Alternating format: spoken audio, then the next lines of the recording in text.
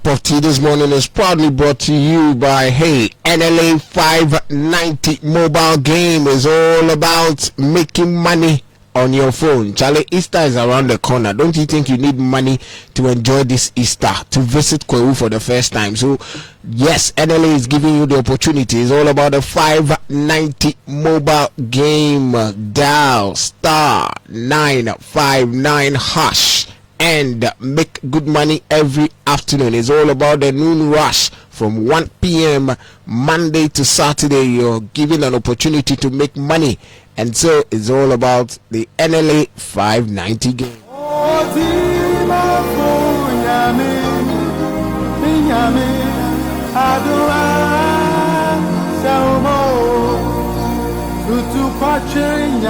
Technological advancement is helping us to move from fuel cars to cars that we charge, electric cars, and so it's all about the Serial Nano 3 EV. It doesn't just come with relaxation, luxury, and comfort, but everything you need. The sleekness of the car. It's a saloon car, so you just go home with everything about the car, and so you are saving cost as well.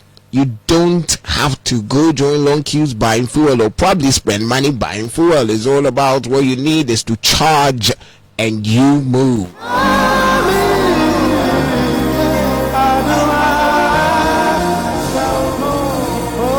It is marketed in Ghana by Anointed Engineering Services here in Kumasi. They've got a big showroom here at the TAT yard close to Marianka, or probably in Accra at the Kwame Nkrumah Avenue close to Farisco traffic light opposite Glyco.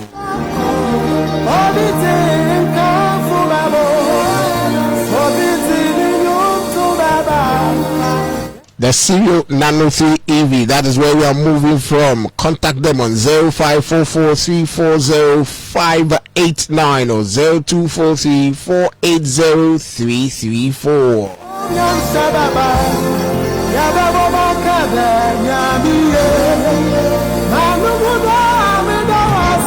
PKB Group of Companies, where we sell the best of car batteries and car tires of all kinds, retail and wholesale. Charlie, if you really need quality car tires and car batteries, it's all about PKB Group of Companies. We don't just sell car tires and car batteries, we also deal in quality Turkish doors to ensure your security.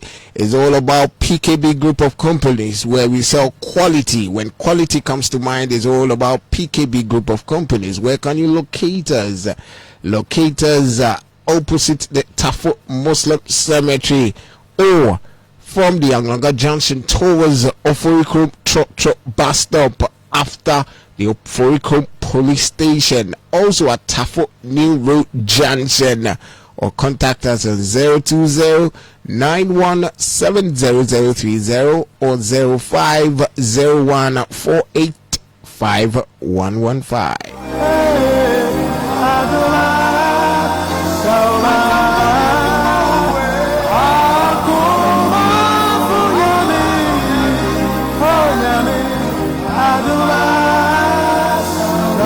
One thing we don't do as people is to insure ourselves. Insurance is something we don't really think about, but this morning I am giving you an opportunity. The complaints are that, hey, when it's time for them to pay, they really find it difficult to give you back your money. But the best place to go is Provident Insurance. I tell you, no 419. When it's time, when your money is due for it to be paid to you, Providence is ready and ready to deal with you, pay with you. Go do business with them, Charlie. It's all about your shop, that your business. Insure it. Insurance is very, very important. So let's have Provident Insurance in mind when it comes to insurance. That your new car, you need to insure it.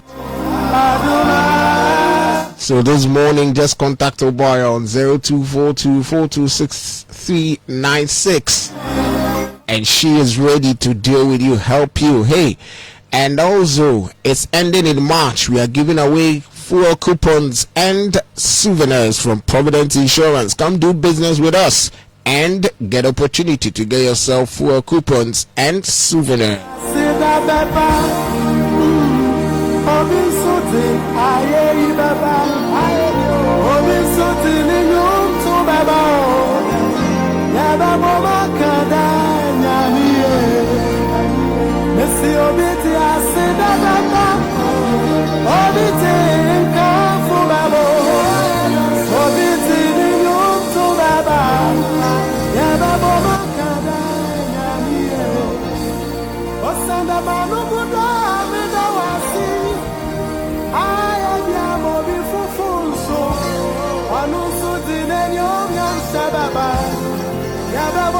Well, before we zoom into our discussions this morning, there's something that I really want to talk about, and that is my Friday's take. Look, this country, it is hard time. There are some characters that when we put up, it makes people have some kind of feeling or reasonings about us. Why am I saying this? My concern is about the reaction put up by some of the people that were, affected by the fires. I'm talking about the PZ fires that Honorable Minister of Interior deemed it fit to go to them, sympathize with them, give them bags of rice, some cooking oil, to ensure he cries with them, he mourns with them. But what I know is, in our part of the world, where I come from, when you are given something, you don't reject it. That is what I know. I don't know what you think. I don't know what you will say. But whoever or what really prompted them to do what they did was wrong. Yes, they've apologized. But we must tell them that that action was needless. They needed not to do it. It was uncalled for. What kind of character are we putting up as individuals? As youth, as we are growing up? Or is it sheer politics, as people would say? Look, do you think it is everybody that will go through that will have the opportunity to even meet the interior minister? No. In some countries, nobody will give a hoot about what has happened. But in Ghana, people are just having some compassion. And as a means of showing that compassion, I feel that, okay, yes, you may need money. Yes, you may need whatever you talked about, the cement and whatever. But man got to eat. Even to show appreciation, if you don't need it, just accept it. Thank the person. Show some appreciation. That is how we go about it. But you don't go hide. I don't know if it was just reactions for people to know that, oh, yes, this is it. Or they were influenced by people. But indeed, apology accepted. But something must be said.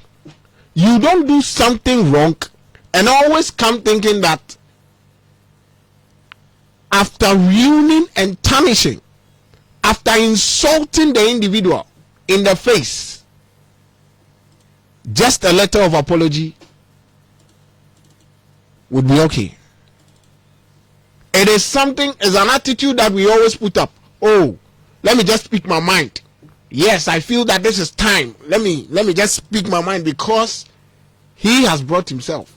And so we take that opportunity, damage the person, and later come back to apologize. That is the culture of Ghana. That is the culture of Africa. It is wrong. As Ghanaians, when something is done, look, I've heard people defend this, that what they did was right, that they didn't need any rice. I tell you, There were some people that were ready to accept what you rejected. It is wrong. What they did was wrong. It is wrong today. It is wrong. It will be wrong tomorrow. And it will be wrong on any day. So please, I don't know what really warranted that. But whoever was behind that, whoever orchestrated that, whoever masterminded what they did, you should bow down your head in shame. Because I am very sure the thing didn't just start just like that. Somebody somewhere else or some people incited them. Yes, they are mature people. Yes, they reason. Yes, they are old enough to take decisions on their own. But I am saying that they were incited. And whoever did that, I tell you, you should bow down your head in shame. Good morning once again. And that is my take. Let me welcome my guest this morning. Mr. Feji is here with me as always on Fridays. And then we are always with evangelists. But this time let me go right. Yes. Let me welcome evangelist. He's always coming with some wonderful, insightful, inspirational, as I always say, moment of sober reflection that we really need to take much concern about. We call him Richard Pratt. In fact, he vied as member of parliament on the ticket of the National Democratic Congress in the year 2020. In the 2020 elections, he was member of parliament for this astute, well-recognized, respected constituency in Shiayeso. You know, if you are in Kumasi and you live around in Shiayeso, you should know what I'm talking about. Denyame, first class residential area. Ahuju, alright? So, evangelist Richard Pratt, good morning. Papa Ro, Yeah. Good morning. In your introduction of me, you made a prophetic statement. You said I was an MP. I said, hey, member of parliament. Yes. Oh. No, don't retract it. It's prophetic. And I receive it. Okay. But in the past, I have attempted. Uh-huh. So I was a parliamentary candidate. Yes. And it's humbling. You can't get it. You know, how many people Of course. have of course, attempted of such course, in of Inshiaso? course. Yes. So today you go to Google, just Google my name.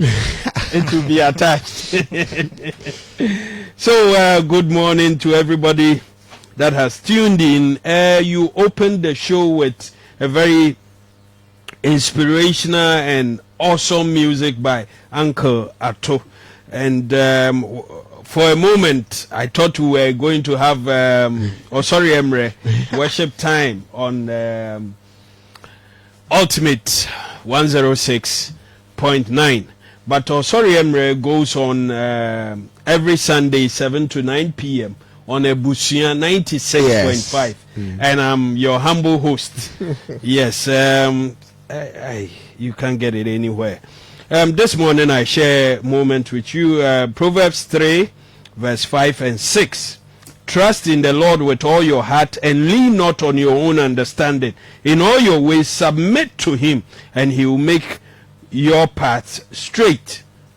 There are certain key things I want us to look at. 3 things. The first, trust in the Lord. Have complete faith and reliance on God.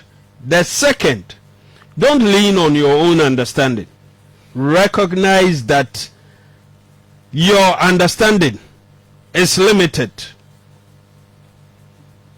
It's limited. Your knowledge, your wisdom, all is limited. 3, submit to God. yield to God's will and plans. Benefits. Why should I do this? 3. 1. Straight path. God will guide you and make your path straight. 2. Peace and confidence. Trusting God brings peace and confidence. And the last one, wisdom and discernment. God will grant you wisdom and discernment. Good morning and God bless you. Yeah. Good morning. Is that BD? Good morning. Good morning, boss. Yeah. Yes. The man of the moment. Oh, no. He's fantastic. Yes. He's Every always, morning. Every morning. Yes. Every Friday. I mean, he comes. The smiles he wears alone is $1 million. I'm always the same person, though. What I would say, at least as part of the introduction, is that as a people, especially if you observe the youth of today, they seem to have become so boisterous and unruly. I watched a video on Facebook. I cannot confirm it, though. But the chant. at a funeral, people were firing. They had guns, they had pistols. And I was wondering, could this really happen in Ghana? Have the youth really, or a good number of people, have they come to accept the fact that they are in charge? You have the police in charge. You have the military who are in charge. I don't know why people get that kind of confidence from. Where they get that kind of confidence from. We need to really live in accordance with the law. Otherwise, the country will be on fire. It starts like this, of course. People who get boisterous and unruly and they wield guns here and there and they keep firing into the air. When it gets out of hand, you all be in trouble. Because my fears are that, listen, yes, this time we always go to the polls. After every 8 years, we change government. But the kind After of... every 4 years. After every 4 years, we change government. Well, okay, we go to the polls after every 4 years, but with this Fourth Republic, it's like after every 8 years, government change hands. When you From one party. That's fine. When you re-elect the new person, even the same person, you have changed government, of course. But my problem is the kind of youth coming up these days. I don't know if education is there to reform us or it is just to worsen our situation, because school, culture at home, upbringing at home, parenting, everything about is like, I don't know where we are missing it. The kind of attitude the young ones, 20, 23, 24, 25, 30s, the kind of attitude they are putting up. I mean, it's part of the topic we'll be discussing this morning. We'll first look at the legal brouhaha about Chief Justice and then later zoom into that. But just as you said, the introduction, I would want to find out, like, where did we get it wrong? Because you getting the impudence to just pick up the phone, start insulting, ranting, and with no fear, with no remorse, with no regret. It appears we don't really understand what democracy is all about. Of course, democracy grants you the freedom to speak your mind. We seems not to understand and accept anybody's view. Of course, in a democracy, the thinking is this: if you want to enjoy your right to speak your mind, then you must be prepared to listen to some nonsense from anybody who are foolish. Of course, that's what happens in a democracy. But ideally, there is a limit to every right. The fact that you have rights under the Constitution does not necessarily mean you can do as you please. What is happening today is something that we must really check. It's not going to help us in the long run. Or you can't have people going around doing whatever they want. Freedom has a limit. No right or no freedom is absolute. If it becomes absolute, it means you are living in chaos. And chaos is something that we all want to prevent.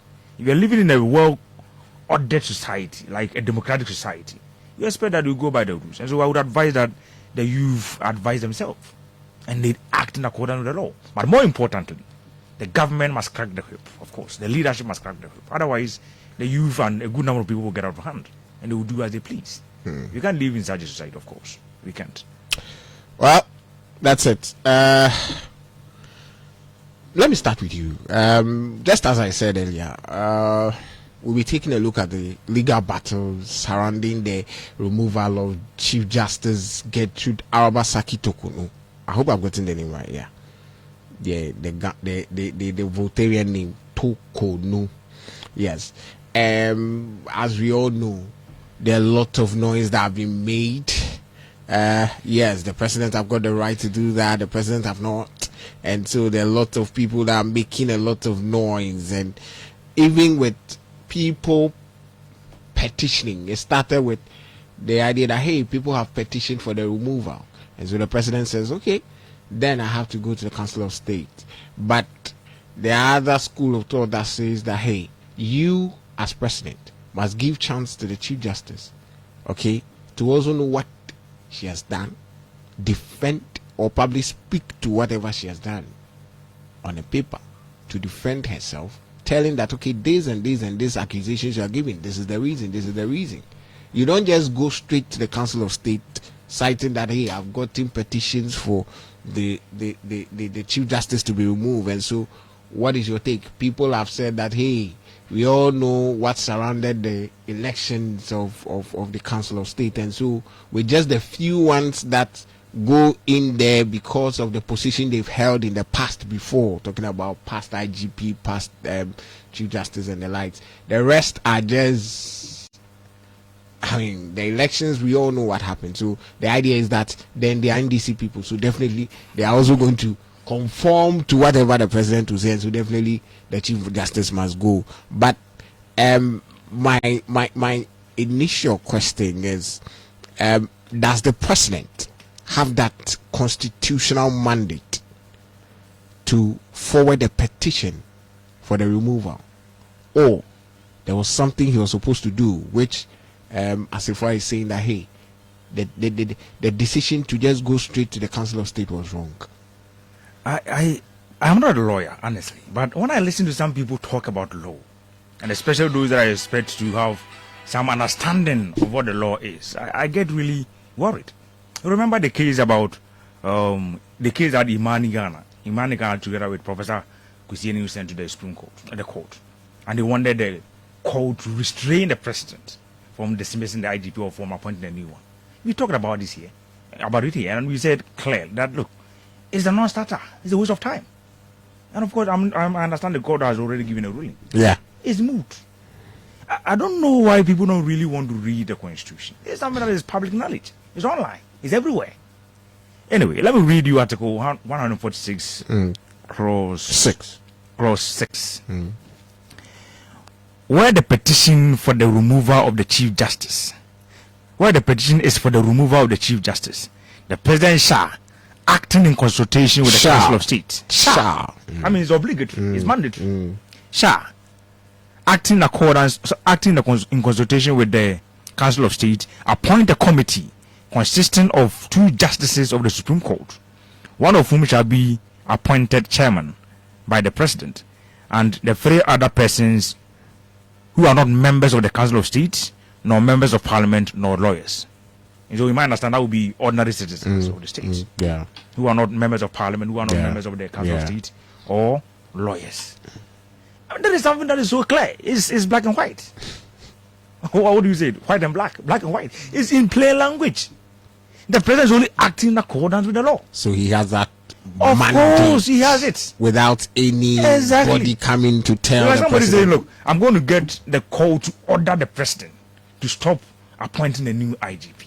When we know for certain the Constitution clearly says the president has the constitutional power to appoint the IGP. And so, of course, he can decide to remove the one who is already there and appoint a new one. I don't know why we see, of course, we can talk about politics. I understand. As long as a good number of people are involved in politics, of course, they can go ahead and talk politics. But the point is this. President Akufo-Addo set a bad precedent. A bad precedent, I should say. Of course, this is established by convention. That in the legal field, they respect seniors.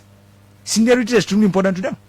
And so, when you even go to the court of law, I understand, when you go to the court of law, suppose you went there first, you are a junior lawyer, maybe you've been there for just 2 years, you've been practicing for just 2 years, and somebody has been practicing for years. The moment the judge sits, the case that will be called first will be the cases from the senior lawyers. And they do that in ranking based on the sequence. Now the senior most, the one who is the senior most, or the most senior, or will have his case called first. And then will come to the second senior most. That is what they do, even in the courtroom. And so they respect seniority. Yeah. I understand that Justice Gertrude Tokonu was not the most senior on the bench. And yet, she was picked as the Chief Justice. And if you read about, I think, one lawyer called... So that means there have been a precedent. The precedent is that you pick the one who is the most senior. That's the precedent. Of course, it's not binding because the Constitution, of course, is what is really binding. But once the precedent has been set and you disrespect it, it goes to puncture the confidence of certain people. It gives certain people some moral authority to question you why you're doing that. Because it's an established convention. And ordinarily, if you're talking politics, especially in the governance of the state, when a convention has been established, you respect it. Because it goes out there to more or less even affect your fortunes in the election. And so when the tradition is that you appoint the most senior, and yet you bypass that rule, you ignore that rule and pick somebody who is more or less a junior. And then she becomes the Chief Justice. It would mean that the senior most on the panel will have to respect her. Or after all, she's not the Chief Justice. And so what I'm saying in effect is this. President Kufuor set a bad precedent by appointing somebody who is considered to be a junior. And then it appears as though the President Mahama now, of course, he's acting within the confines of the law. But I am tempted to believe you are setting a bad precedent again and again. But the fact is this. Once the President receives a petition from some concerned citizen of Ghana, he is mandated by law to forward it to the Council of State for advice. After the advice, of course, a committee may be set up. That is it. Look, their problem is, whereas, I mean, the Chief Justice do not really have the opportunity to defend herself. It hasn't gotten in that stage yet. It hasn't gotten there yet. It hasn't gotten to the stage where we will need her to come and defend herself. Ideally, you cannot certainly put somebody in prison without getting the person fair and open trial. So my thinking is that even if they're going to go ahead, the committee will be set up eventually by the president. If they're going to go ahead and hear her case, obviously they will need her there. She will have to be there, and she will have, of course, you have a field day to make her point, or possibly get a defense lawyer or maybe a lawyer to defend her. And so the point is that you have not gotten to the stage where she will be, of course, needed to make her case. But I understand she had, of course, requested for a copy of the petition. Yes. That is her right. Yeah. But I personally get worried when you keep using the word right and power, right and authority. The president, in his capacity as a citizen of Ghana, has rights. But in his capacity as president, he doesn't have rights. He has authority. He has power. And that is precisely what he's exercising. And so when people say, oh, does he have the right? He has the power. So it's not a matter of right. If you are a citizen of a country, you have rights, basic rights that you are entitled to enjoy. But as a president, in your capacity as a president, you exercise political power. You exercise authority. And as long as you have the constitutional mandate to go ahead and do something, nobody can stop you. Unless otherwise you have sidestepped the law and you're acting in excess of your powers. If you're acting within the confines of the law, nobody is justified to stop you. Not even the Supreme Court. Not even the Supreme Court. So I personally get worried when people keep debating. But of course, if you want to talk politics, you can use the political process. Like I said the other time. Imani Ghana and Professor Christine, if they really want the president stopped, at least they don't want the president restrained so that he cannot really dismiss the IGP. They should start a political process.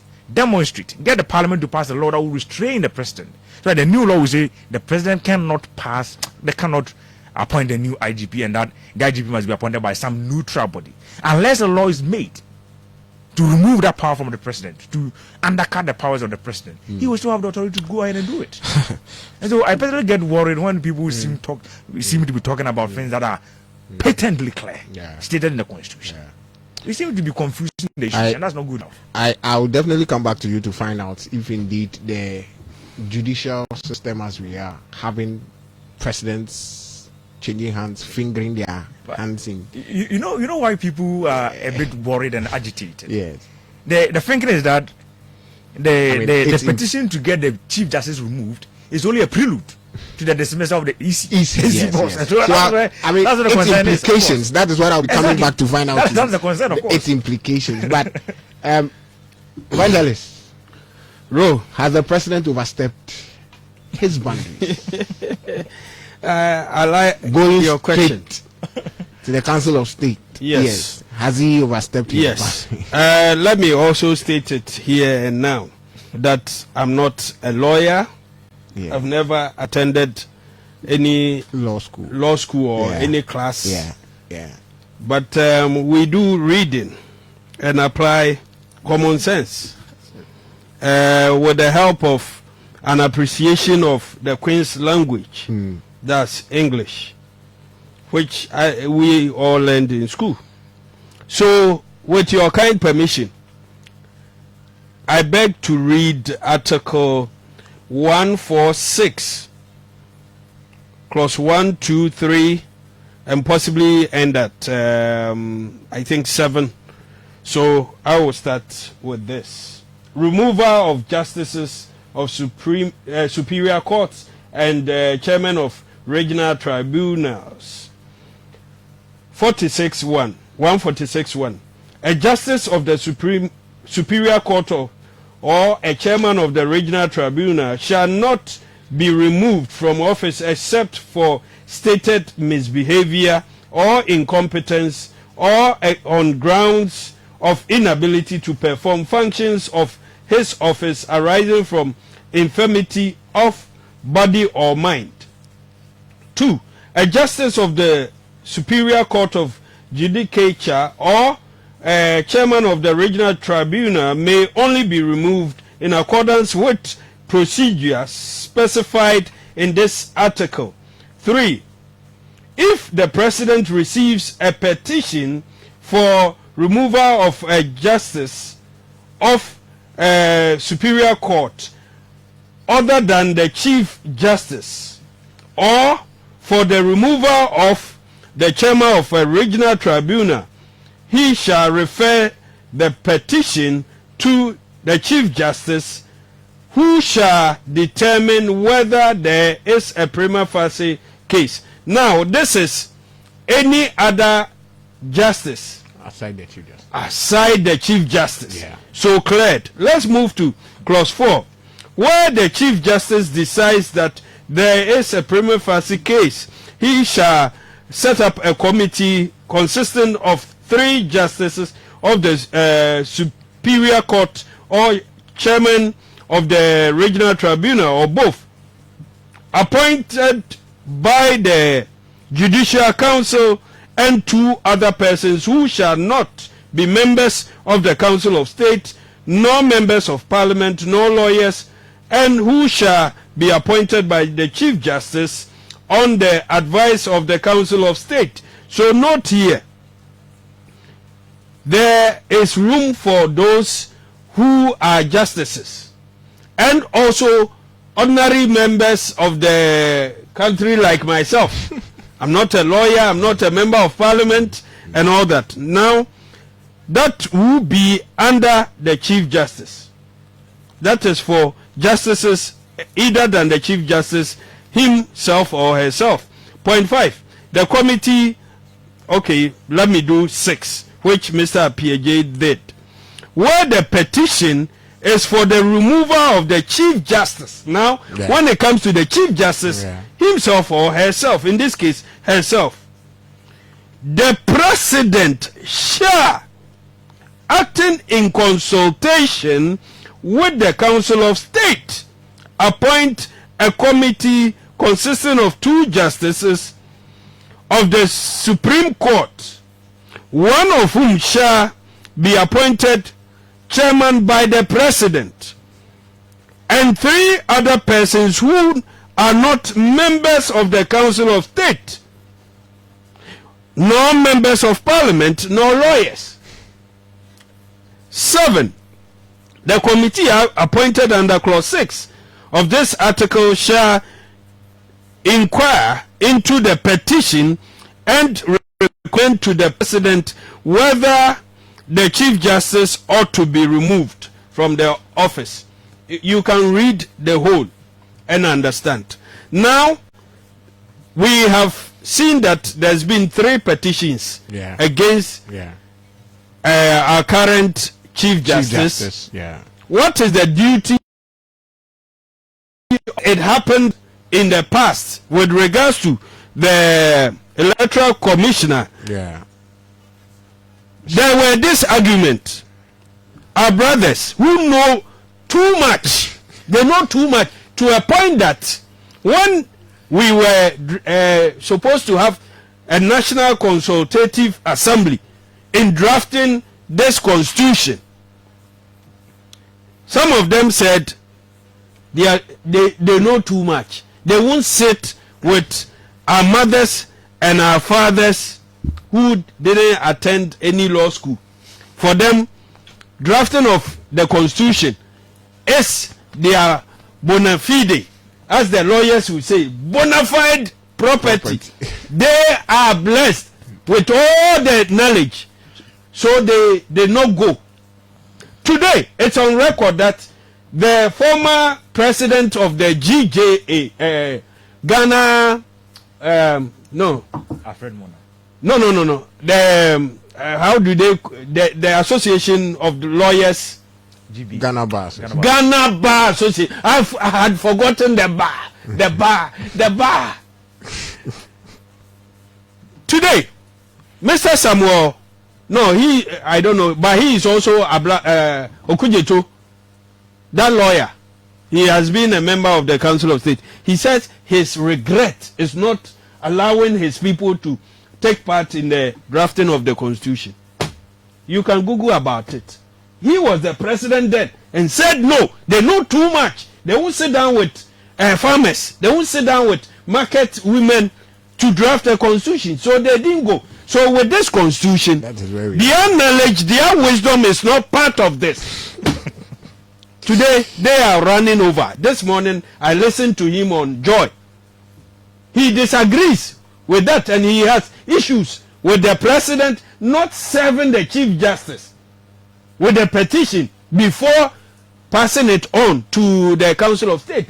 But when it happened under Nana Addo Dankwa Akufo-Addo, they told us that he is only a conveyor belt. When it gets to him, his duty is to just pass it on. He's only a conveyor belt. Today, His Excellency John Dramani Mahama is not only the conveyor belt. And that when he received the petition, he should have copied the Chief Justice. That is, they say, natural, how do they say? Natural justice. Law of natural justice. That the accused must be given the right to also. But the question we ask ourselves is, have we gotten there yet? What law has President Mahama breached? We are in this country. One another received the petition to remove Charlotte Osei, the EC den. Eugene Ahin came publicly, it's also on record, that when they received the petition, there were mistakes in it. At the presidency, they found mistakes, and for that matter, they had to call the petitioners and give it to them to go and make the correction and bring it. A conveyor belt, that's his mistakes. We have heard all this. Today, we do not know the people behind that petition against the removal of Charlotte Osei. But we have lived in this country and all this has happened. Today, when it is His Excellency John Dramani Mahama, we are seeing people going to court. These few days ahead of us is going to be very interesting. Very interesting. I know 2nd April, there will be a hearing on that matter. Whether or not the president has heard. Now, Article 146 is very clear without ambiguities. This is where the removal of the CJ actually kicks in. Looking at the entire 146 spectrum, as I read, there is no such duty on the president to hear the Chief Justice before the mandatory consultation with the Council of State. Indeed, the CJ will have ample time to defend herself. She is even required to go with her lawyers.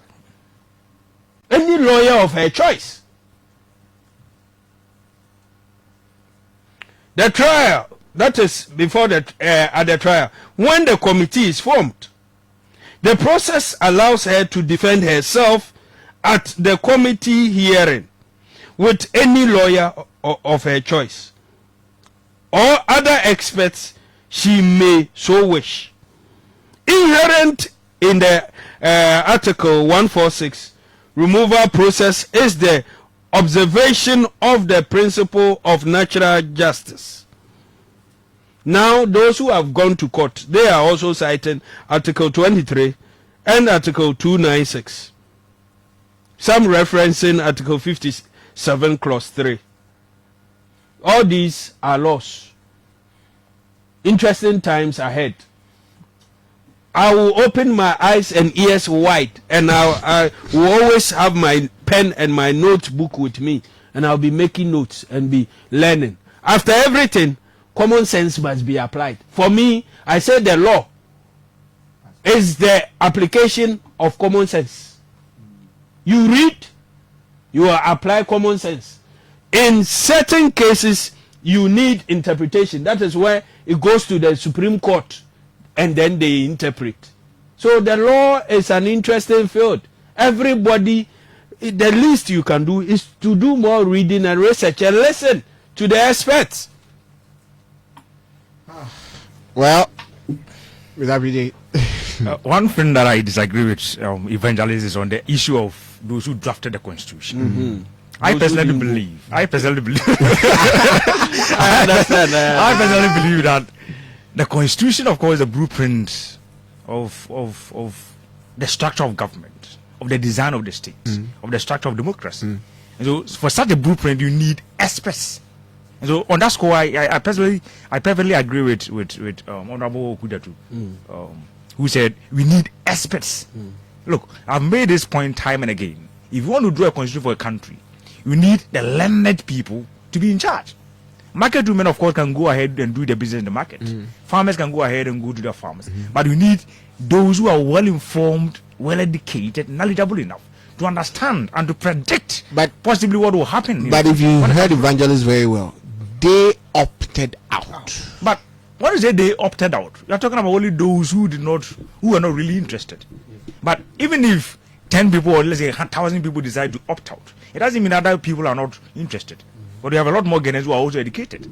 So the fact that quote unquote those in MPP opted out doesn't necessarily they are in the MPP. Of course, that's but today we have a constitution that even the MPP themselves have benefited. Of course, what is the law of the land? There's no perfect or 100% constitution in the world. That I agree. It's subject to amendment. That I agree. But yes. the point is that, of course, I mean, the deduction is pretty clear that members of UP tradition opted out.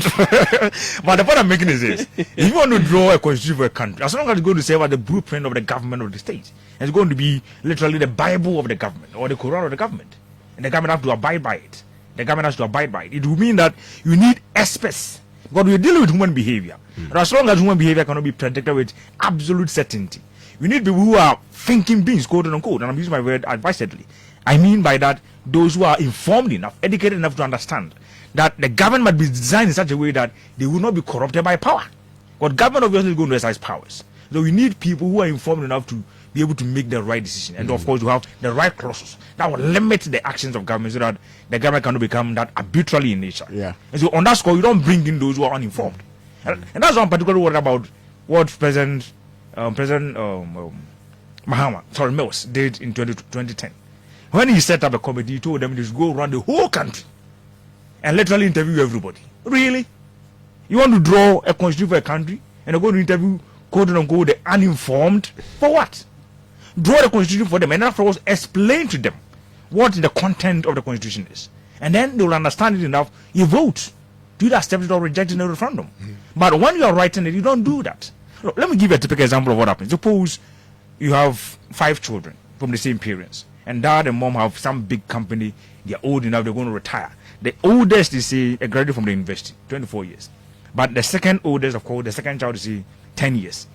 And of course, all the others are much younger. Some are in kindergarten. If you need somebody to take over from the dad who is retiring, who should take over? Do you have to take a vote on this? No. The one who is a graduate from the university and old enough automatically takes over. If you're going to do a constitution for a country, you don't necessarily bring in those who are completely unaware of the tenets of democracy. But that document is there to bind all of us and not just that I agree. The elite. And once you write it, of course, what is written by uninformed people or whatever, as long as it's written and there is supreme law of the land, everybody of course will benefit from it, and we are all going to live by it. But the fact is that if something happened in the past, and I think I talked about this when the issue of the members of parliament who were dispelled by the speaker came up. Look, it happened in 2020, and Professor Makukwe was impressed upon by the secretary of I think I've forgotten his name, the secretary of MPP, who wrote him that Honorable Makwata must be sacked from parliament because he had decided to run as an independent candidate. That was wrong. That was wrong then. But if nobody went to the court of law to challenge that decision, then it sticks. Of course, it stays. And so, if 4 years down the line, if somebody decides to go to court on that same issue or a similar issue, you can't really fault them. If you still man go today, so you suppose I still go today, and you decide that look, I'm your friend, and so you're not going to take me to the court of law. 10 years down the line, if you still man go, I'll take you to the court of law. And you're not going to make the argument that look, years back, some years ago, I stole your good and you didn't do anything, so the court should not sit on such a case. No, they will listen to me. Okay, so the idea of somebody going to the court of law, I personally have no problem with that. But the fact is this: the law is pretty clear, and that's what we are supposed to be looking at. If you go to the same article 46, article 146, clause 7.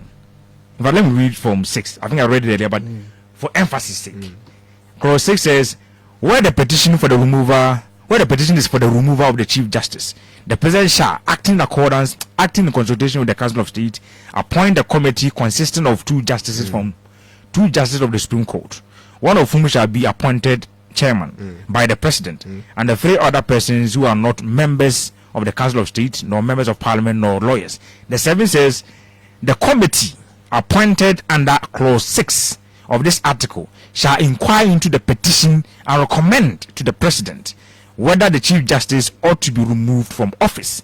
The 8 says, all proceedings under this article shall be held in camera, and the Justice or the Chairman against whom the petition is made is entitled to be heard in his defense by himself or by a lawyer or by the expert of his choice. And that's what Evangelist was talking about earlier. You haven't gotten there yet. They'll give her the opportunity. Exactly. It appears as though you are jumping the gun. But don't you think people have said that it is setting a bad precedent? Exactly. Yes, that I agree. I agree completely. Of course, the Constitution is giving the President that mandate. Okay. But remember that the 3 arms of government have the power to work independently. And so, for the political powers, the executive, have been fingering themselves into the judicial system, taking out Chief Justices and replacing them with, doesn't it really conflict with the independence of the judiciary? It does. It does. In fact, if you read about one scholar called Mark Tashin. So if it does, then where lies? But the Constitution. The Constitution. That is the point. Look, I'm coming to that. The Constitution is giving that mandate to the President. Exactly, and they are abusing it. They're abusing it. Look, there's one scholar called Mark Tashinet. He's a legal scholar, and he develops a theory called constitutional hardball. By that he means when the law is not pretty clear and it leaves people, in fact, it has some sort of ambiguity, it lends itself to multiple interpretations. And what is going to happen is that the political leaders, as long as it's going to serve their political interests, they will exploit the letter of the law to undermine the spirit of the law. Because just as you said earlier, if the Chief Justice, if this is succeeded, if it's successful, then of course, the Electoral Commission definitely will go. That is what I feel. That is the picture, and that is why people are a lot more concerned. And mind you, when they were campaigning for election and campaigning for the presidency for power, some members of NDC made it abundantly clear that if they assume office, the EC chair will go. They gave a hint. And so the thinking is that, look, that is simply a prelude to dismissing the electoral commissioner. But the point is that as long as the Constitution allows him to exercise that kind of power, they can go ahead. And that's a problem. And that's why I'm saying that this scholar, Mark Tashinet, is saying, look, when the laws are not pretty clear, when the law lends itself to multiple interpretations, when the law does not make something abundantly clear, then the leadership of the country, the government, especially because they are involved in politics, they will exploit the letter of the law to undermine the spirit. And of course, the letter is pretty clear. You read the words, those are the letters. That's the letter of the law. But the spirit of the law goes beyond the words. It talks about the thinking behind it, the motive behind it. Let me give you a typical example. Long ago in the US, they had some ordinance in one of the states that said, if you were a lady and you went to the beach to swim, you couldn't remove your shirt and show your breasts. And so it was forbidden. But of course, if you were a man, you could wear your boxer short and then jump into the sea and swim. But for a lady, you must have something covering your breasts. Some university students were going to the beach to have fun, of course, to go and swim. One lady saw the law. Of course, they all knew the law. As students, of course, they knew the law. But she cut a hole around one of her breasts and put it out and jumped into the sea. She was swimming. Eventually, she was arrested. When she was arraigned before the court, and the judge asked her, oh, you are supposed to be an intelligent student. You are supposed to be an intelligent person because you are in the university. Why did you disobey the law? She made a simple argument. The law says, do not expose your breasts. And that's a punishable offense. Breasts, that is plural. Plural simply means two or more. She exposed only one, singular. Can you really punish her for exposing just one? Well, that is singular. And she's talking grammar. And so the point is this. The lady is simply telling you, look, I know the letter of the law. That was about breasts. Two or more is plural. I expose only one. Can you punish her based on that? That's where the thinking comes in. On the one hand, you can say, well, she has not broken the law because the letter of the law talks about two or more. She exposed only one. But somebody can go beyond that and say, look, we can punish her because the law intends to prevent public nudity, indecent exposure. But the difficulty is this. It is almost always very difficult to punish people based on the spirit when the letter is not pretty clear. And that's why a good law melds the two. A good law finds a fine balance between the letter of the law and the spirit of the law. So for such a lady, one judge might decide, I'm not going to punish her because she has not broken any law. The law talks about two or more. She exposed only one. The judge in this context will be limiting himself to just the letter of the law. Another judge might tell you, look, I will punish her because the thinking behind it, the motive behind it is preventing public nudity and indecent exposure. And what she did was clearly a kind of indecent exposure. So I'll punish her. But the difficulty is that when you always rely on the spirit of the law, when especially the letter is not clear enough, it becomes problematic. And that is why even in interpreting the law, the first point of call is literal interpretation. Look at the letter of the law and go by it. That's the literal interpretation. Unless otherwise, the interpretation of it, if it is done literally, is going to lead to some absurdity. Then, of course, you go second, you go further and talk about the thinking behind it. And that's where the idea of even the golden rule come in. Does it make sense? And so, ideally, when you are interpreting the law, you go first and foremost for the letter, the literal interpretation.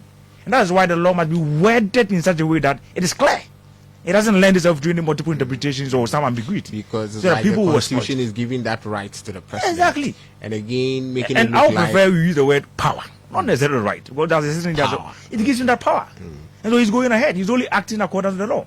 But the difficulty is when we go along that tangent time and again, it would mean we are undermining judicial independence. And that's the problem. Because ideally, if you live in a democracy, you expect that the government respects judicial independence. And when we do this time and again, a lot more people will come to this understanding that, look, the president has a say in what the judiciary must do. And especially because they can just dismiss the chief judge at any time. Then, of course, you have a problem. And what we can talk about petitions from some private citizens, but I must be honest. All you have to do is get some ordinary people out there, motivate them to go and start a petition. And so, somebody who is completely ignorant, somebody who can neither read nor write, can even send a petition. But the question will be, how is he going to draw the petition? Somebody else is motivating him. So where do you we can draw, always get a member of the party to do the petition. So where do we draw the line? Should we have, I mean, how to go about some of the sensitive positions, how to remove them, or just that we should leave it like this? We can't leave them like this. What must be done is straightforward. The laws must be changed, and we must state clearly that the president should have nothing to do with appointment of, say, the chief justice or judges of the superior court, the Supreme Court, for instance. That's it. So they will go with their own tradition. Seniority comes first. So that among them, at least the Judicial Council can do that kind of work. So that they will do it based on professionalism, not based on some party lines or some party affiliation. That people will always read meanings into it. But as long as you have NDC in charge, Whatever they do with the judiciary, of course, will be criticized by MPP. And of course, if the tables turn, and this also criticize them. Because So we'll be going back and forth, and we won't make any headway. Because there are a lot of complaints also in the military that, I mean, just recently there are some appointments that have been made that, I mean, so the powers of the president, I feel the constitution is giving too much powers to We him. are exploiting the letter of the law to undermine the spirit, period. But as long as it's within the confines of the constitution, then they can go ahead and do it. But that would mean we are puncturing the confidence of the people and we are undermining the integrity of our institutions. Evangelist, Senior, let let me say okay.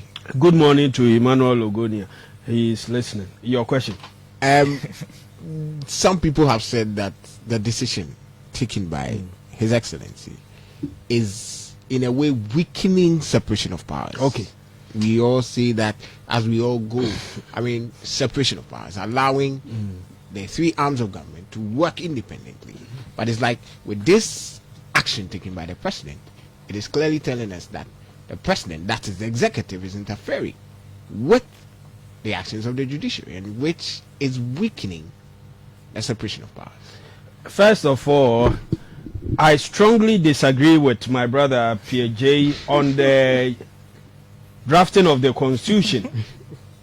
And he even used the word uninformed. Uninformed. If you, a market woman, be in the market and sell your wares, what shows that those who drafted the constitution were uninformed? We sit here with a constitution.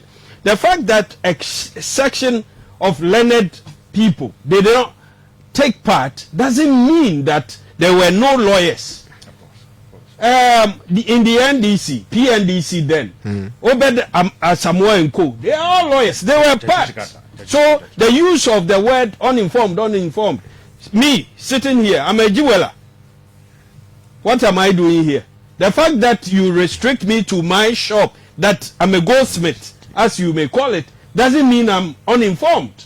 So I feel it was strong, and I will apologize on his behalf to our mothers and our fathers, farmers. They are doctors who have farms, who are into farming. They are lawyers who have farms, who are into farming. So the fact that you see somebody in the bush doesn't mean the person is uninformed. I feel strongly that if it will be retracted and apology rendered, it will be better. What I would rather say is this. Okay. And I'm going to repeat the point I made. Of course, If you are repeating, then can I make progress? I don't mean to denigrate anybody. But I repeat the point that when we are drafting a constitution, you need educated, well-informed people. Certainly, this constitution shows that those who drafted were educated as... that means the point we made earlier wouldn't come in. Because you made a point that... It's also an established fact that certain people, the Ghana Bar Association, Samuel Kujeto was the president, did not take part. This is history. But that's not good enough. The fact that they didn't take part didn't mean that we didn't get a constitution. Today we have. That I agree. There are many cases I can cite. Senchi, the MPP as a bloc didn't go. But Kwame Pienim, he's MPP, a founding father. He was part. Recently, the National Economic Dialogue, the MPP as a bloc, they stayed away. But I know people of the MPP stock who were there and took part of it. Ghana will move with or without the MPP. but for me, strongly, I believe that Evangelist, you know very well. You know very well that Ghana cannot just thrive on a one-party state. We need senior. Whenever opportunity is given, and this group, the UP tradition, they stay away. Should Ghana halt? Should things be at us? We have always come out and with documents and even programs, and Ghana has not collapsed. Look, we know them. Let's not go there. It's okay. I don't want to spend my energy on them. We know them today. Where are they? They are in opposition, and the MPP, as I've stated, has collapsed. They can argue. It is their own matter. But the Ghanaian, who has now seen them for who they are, will never grant them power any longer. Yes, we have many political parties. It's a democracy. But today, the Nkrumahist will forever leave Ghana. Thank you. Let me move to your next question. Interesting, eh? when you hit us at the wrong place, we'll come back. The independence of our three arms of government. Yes. You see, I have been going through my constitution. Then I got to where it talks about the judiciary and all the structures. It's interesting. Who appoints the Chief Justice? Who appoints the Chief Justice? The head of state. The president. The president, the head of state. That power is from the Constitution, right? Let's stretch it further. The judiciary, they are independent. The resources they need, do they generate it themselves or it comes from the government? It comes which from the they government. are part. Yes, it comes from government. Who decides on which amount should go to them? It's the executive. Yes, the government. Through parliament and all the processes. Yes, but you see, the executive is independent, the legislature independent, judiciary independent. But when it comes to even appointing the speaker of parliament, it's the president that does it. The budget that goes to parliament is the executive that approves it. That will draft it and it will go to parliament for approval. The same way the resources that goes to the judiciary, even to the point that the Chief Justice, at any given time there's a vacancy, has to be appointed by the president. Yes. And he who appoints has power to fire. But when it comes to firing, there are certain key. The independence comes in a little. It must go through a certain process. But don't you agree with Mr. PJ's argument that we should have a line, a channel through which the judiciary themselves, or probably there are some institutions, they themselves can make their appointments based on seniority, based on service, based on the number of years you've served. I agree from your angle. That will be kicked in when there's amendment to this constitution. Professor Mills, Mr. PJ said he disagreed with him. He set up a constitutional review. He said he disagrees with the decision that they should go to everybody. Every part of Ghana. Yes, that is where he brought uninformed. Not just the decision to review the constitution, but to go around. I was reading when you open. I removed my hand, but it's before 146. It's before one. I can quickly get it. It says, let me read it. The power emanates from the people. The power of the president, of the chief justice, of everybody appointed. So, emanates from the people. Yes, I've gotten it. Interesting. Let me read it. You can find it, Article 125. Okay. The judicial power of Ghana. Clause 1. Justice emanates from the people and shall be administered in the name of the Republic by the judiciary, which shall be independent and subject only to the Constitution. So you see where the power is coming from the people.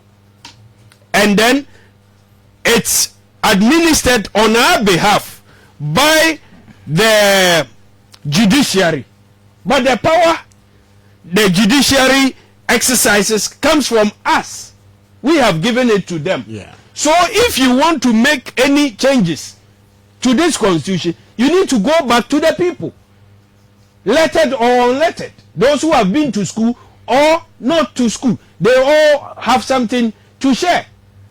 So the fact that you have been to school doesn't mean you are superior when it comes to knowledge. But Mr. PJ, you are calling me Mr. PJ. Are you confused?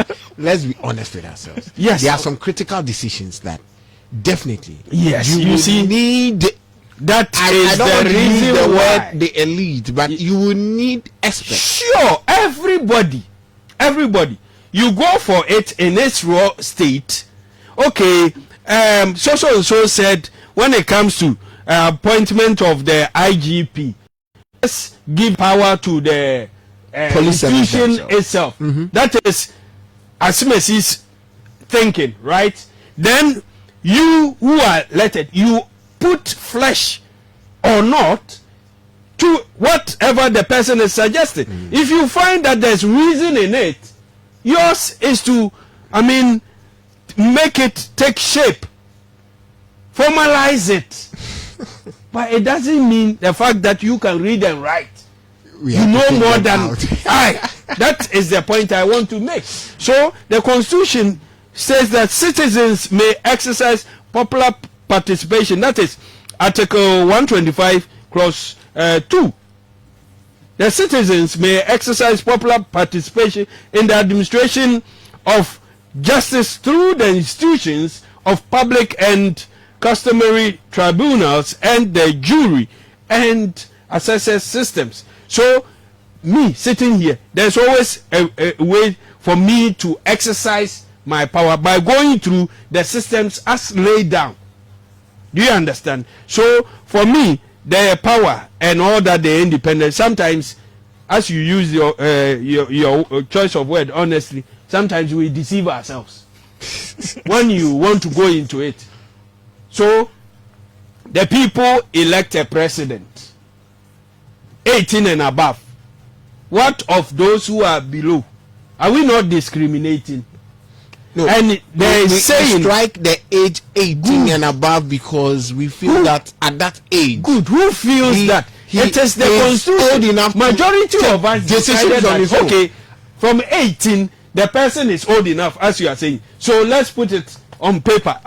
Part of the Constitution. But when it comes to even carnal knowledge, they say 16 and above. The person is old enough to have carnal knowledge, but 16 is not old enough to vote. All these are laws. We subject to amendment when we feel that we should even move the voting age to 20. Majority decide. Do you understand? So the independence aspect of it, there are certain holes you can punch. If we feel that we need to make amendments, in fact, there's even the Constitutional Review Committee in place now who are consulting. The market woman will be consulted. The farmer will be consulted. The goldsmith will be consulted.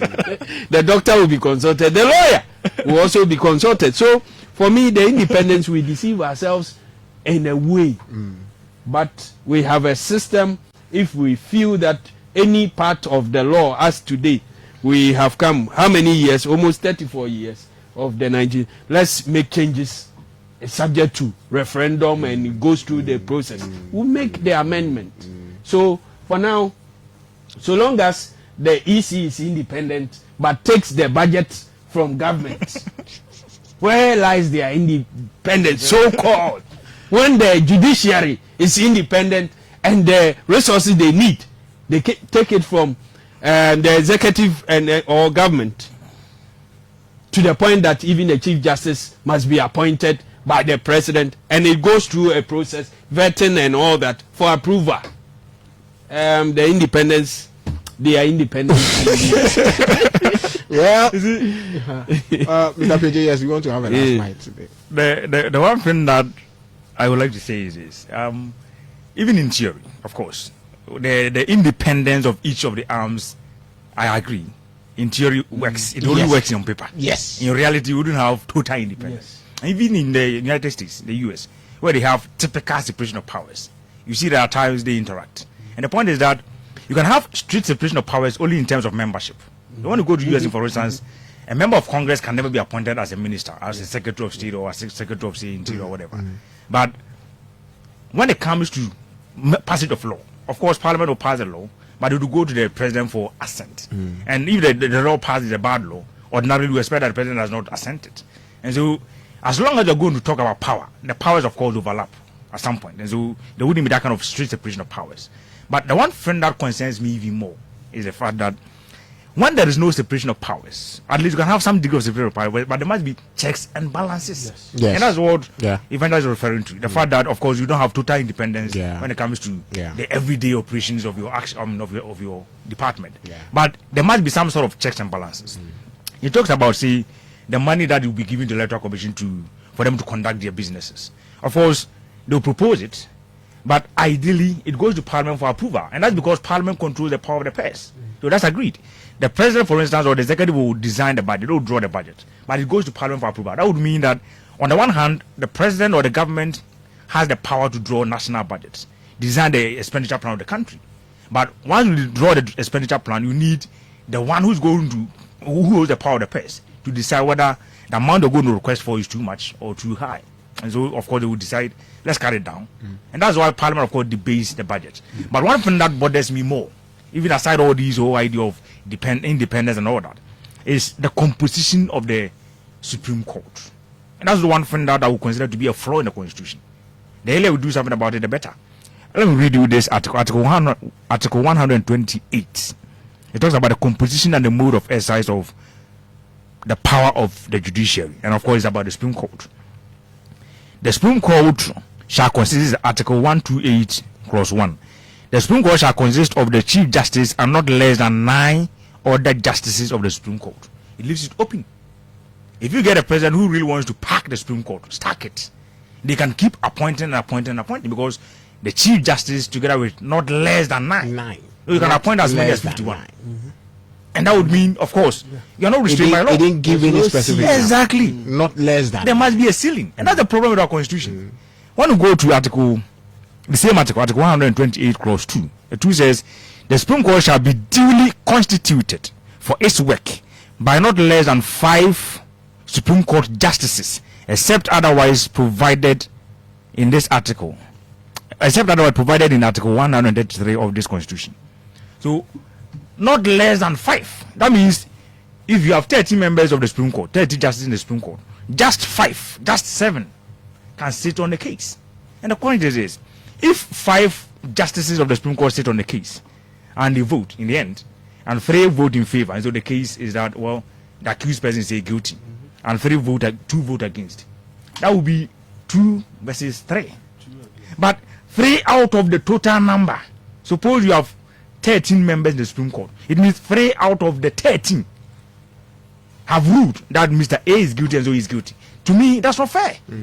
Because ideally, it's entirely possible that if all of them were sitting, the case would have gone a different way.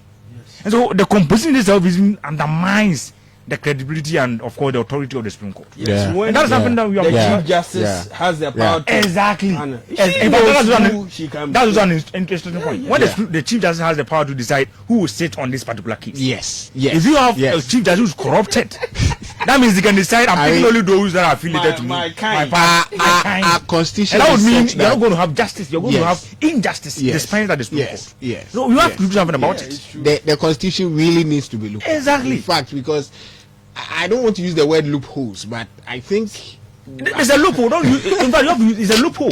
Well, the thing is this: if you happen to have a Chief Justice who is unscrupulous, or possibly a Chief Justice who is in bed with the president, that means you're in trouble. of course. All you have to do is Of course. pick those who Definitely. are like-minded people, Definitely. and then they will give you a kind of judgment that you want. And the president will always Exactly. bring the cases. Have their case. Yes. And that is He's why always having- a lot more people will be agitated when the president, of course, has a say in what who become the Chief Justice. Yeah. But ideally, and we change the law, the president, of course, has the mandate, and that's the difficulty.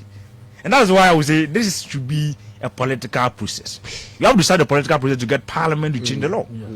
Until that is done, the president is only exercising his powers within the confines of the law. And as long as he's doing that, you can complain about it, you can talk about morality, but of course, morality will not determine legality. And of course, the president will have his way. And so we need to do something about it. Well, this is it. But there's another issue we're coming to talk about. Talking about the earlier discussion I had this morning with the character of some youth of today, the values, the morality that is missing among us. Talking about a whole honorable minister, not just any minister, but an interior minister, coming to you, giving you that recognition, giving you that respect, coming to you, giving you something, and you just look him in the face.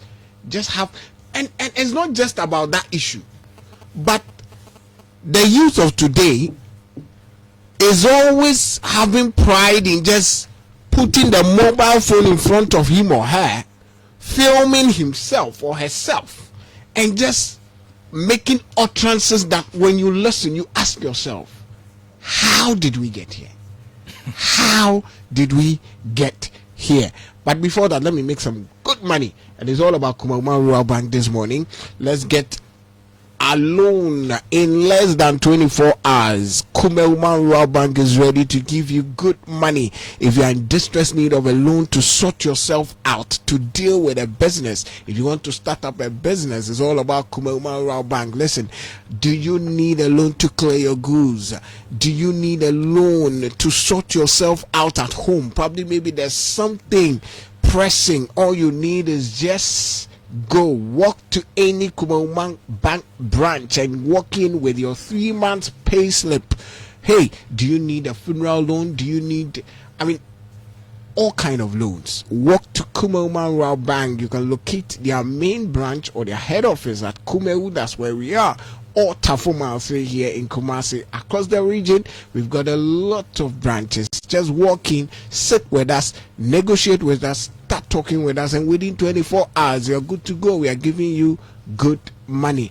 Charlie, money changes people. We are in the weekends, Friday, and we have a long weekend. Remember, Friday, Saturday, Sunday, Monday, Tuesday.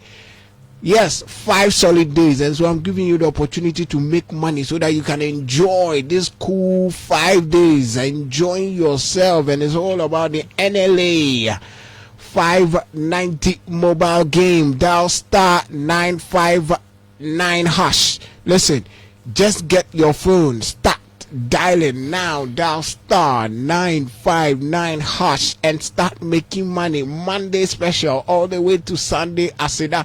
You can make good money for yourself from Monday, Tuesday, Wednesday, Thursday, all the way through to Sunday. You are making good money. So hey, from now, Friday, today as I'm speaking, till Tuesday, you can make money and enjoy the holidays. Easter is also around the corner. Start thinking of how to enjoy Easter holidays. And so it's all about the NLA giving you an opportunity to make money. Monday special all the way to Sunday asida. For any inquiries, you can call 0308 249 477 for inquiries. Mr. PJ, coming back to you. I always say this. When we were growing up as young people, we never saw as young children as we were, though there were bad nuts in us, but those we were looking up to were always giving recognition and respect to the elderly. There were some things you would hear and you'd be like, wow, really? But today, you hear of these things and people do it with impudence, with guts, and with no remorse, with no regrets. They have no fears. I just wonder, is it that, I always say that, is it that as parents we are not getting something right? As a church we are not getting something right? As a people, as Ghanaians, where did we miss? Because the core Ghanaian values are respect, recognition to the elder. We always say that even when you have something, a cause to settle with an elder, all the time, you, the young person, no matter what you say, you are seen as being wrong. Though I have problem with that. And that's not respect. That's coercion. But from where we are coming from, that is how you express respect. Yes. As any time you have a problem with an elder, you are made to believe that you have to accept whatever it is to ensure that, okay, let sleeping dogs lie. But yes, that's as I said earlier. I have question marks on that. But have we really truly lost our values as a country, as a nation? Or is it just that time is evolving, time is changing, and so that is how we are to go about? One thing that I know for certain is that, of course, as time change, people, of course, should change their outlook, because we come into contact with different cultures. Modernization. There's no modernization. There's foolishness, of course. I wouldn't call that modernization. It's foolishness. If you go to the Western world, some time ago in Europe, some people went to the European court to argue, to assert that they have the right, they must be allowed to have homosexual marriage, gay marriage. guess what the court did? They threw the case out. They said homosexuality is more or less a condition, a medical condition. But years down the line, the same people who said that is wrong have now come to tell us you have the right to marry whatever person you want. You have the right to marry same sex, somebody from the same sex, or even marry a goat. And the point is this: if you really want to get married, you need the consent of your would-be spouse. Can you get a consent from a goat? No. And yet they make the argument that it's logical. It's unreasonable. But if you want to get married, you need the consent of the would-be partner. But of course, they can get married to a goat who cannot give a consent. Well, that's fine. What I know for certain is that it appears as though today you have commodified everything. The values, the norms, morality, everything is commodified. And for the young, for the good, a good number of people who are young today, they believe, well, if I have to help somebody, it must come with a value. It must come with a price. And so they will help you only when you're going to give them money in return. And that is the thing, that's something that you have to do away with. We are building a sort of a new culture that is going to brainwash people. Before I give you anything, exactly, I must get something in return. I must get something from you. And that is what is working against us. Because ideally, you are supposed to be training people to understand that these are some moral principles. These are the non-negotiables that you must always go by them. And when you don't have somebody with principles, if you have any human who has no principles at all, and that they can compromise everything, it means he's not really a trustworthy person. When we talk about the world today, how do you build a system that works consistently when it is built on honesty? Pick Amazon and some of the companies that are abroad. You can buy things from them and they will ship it down to your country and you will get it. Precisely because there's that trust that's been built over the years. That they are honest. Yeah. They will deliver the good. Yeah. Of course, they will get you everything that they're supposed to get, and you will get your money's worth. Try that in Ghana and see. If you are staying in Kumasi and you order something from Accra, you may get something different. Yes. That would Even the item may not come. Your money, you will lose your money. The item may not come. On social media, they say what you ordered for and what you got. Exactly. If you order for a car, maybe Mercedes Benz, you get a toy car, of course. So where lies the difference? I mean, we feel that corrupt. we are learning from the Western world. We feel that okay, they fight for their rights. The channel which they use, this is how we also want to learn. But those good things they do, we don't copy them. We don't copy them.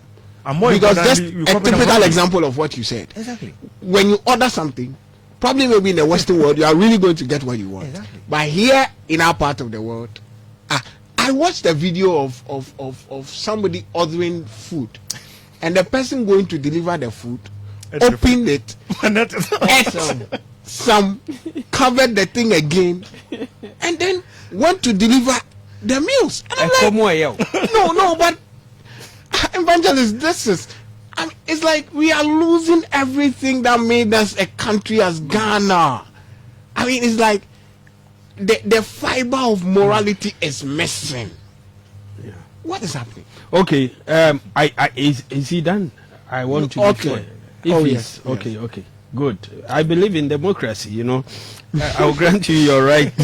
Let me say good morning to my Sunday school teacher, Uncle Kofi. He said he's doing the listening. He has sent me a message, and he said knowledge does not mean reason or sense. Are there not graduates who are idiots? This is what my Sunday school teacher sent me. Uncle Kofi, good morning. And he is into this craft or worry. So those who know cultural center, he exports. Okay. He creates beautiful owari from wood, but he's a graduate. So if you see him, I mean, with his tools and his gear, and you think he doesn't know what's up, he brings me books from time to time to read. So, Uncle, good morning once again. Straight, let's do this. For me as a Christian, I blame the church. I blame the church for where we are going. Proverbs 22 says, train up the child in a way he should go. Even when he is old, he will not depart from it. It is our duty to hold society together. At a point where everything goes haywire, then the church, I won't blame any other religion. I believe in the church. I'm a Christian. So I'll blame the church. you can see Why the church? why not the Why church? single-handedly just Good. blame the church, but Good. don't see it as Let me break it down. concise thing? Okay. I'm getting this from what is in the Bible, Okay. that we should train up the child the way he should go. So I have been trained from childhood, from a Christian home. Today I'm almost 50. I still hold on and even have learned more through experience, that whatever I was taught from infancy, it's working for me. It's working for me. Now, it takes a whole community to raise a child. From the family, that's the nuclear family, to the extended family. Now, the community itself, where I grew up in Inshiasu here. Those who know Kuzi Lodge area, that is my hood. So anywhere I go, even outside Inshiasu, there must be some traces of some character within me that will come out, and somebody who knows the area or knows Inshiasu And grew up with say, you, the way you do your things. This is how. The same way, I don't want to mention any other area to This is get other any people issue. from Inshiasu. There are some people who come from other areas. Yeah.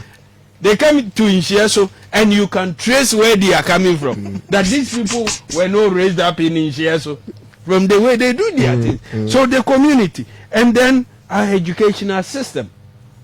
Our educational system. It's a whole topic. Today, if Ghana is where it is, that we depend so much on import, to the extent that we have even imported in excess foreign culture. We have imported foreign culture in excess beyond what we need. Civilization. Today we are even telling those we imported it from that we are more civilized than they are. We know more. Yeah. Now, a typical example. This recordings, video recordings and sharing of insult. That's You social hear that media. A child in school would take the phone, insult the president, Exactly. and push it out. How? When? Exactly. Since when? Some of our brothers and sisters abroad, because they have access to free Wi-Fi, and when they are bored, they put the cameras in front of them and they say everything and anything. So those here also copied, and they are doing it. So if we have departed from our culture and we are following everything without questioning, Mr. Apieje mentioned this LGBT whatever right. Now they think that something that was a mental problem, today you have a right.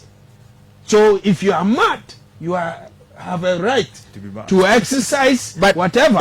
But Mr. PJ, the right madness. The right, as we always say, yes.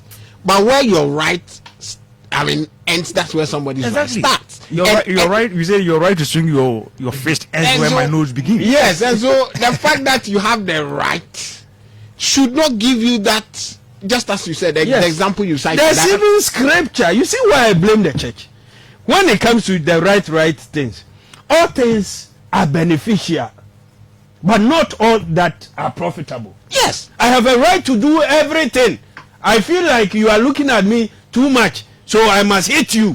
Do I have that right? Because I always say that, have we considered these rights, the crisis That is it. that will arise from it? And one thing Yes. that you must also notice is, Evangelist makes a very good point. One thing you must also notice that aside the right that we are talking about, you must help people to deal with their emotions.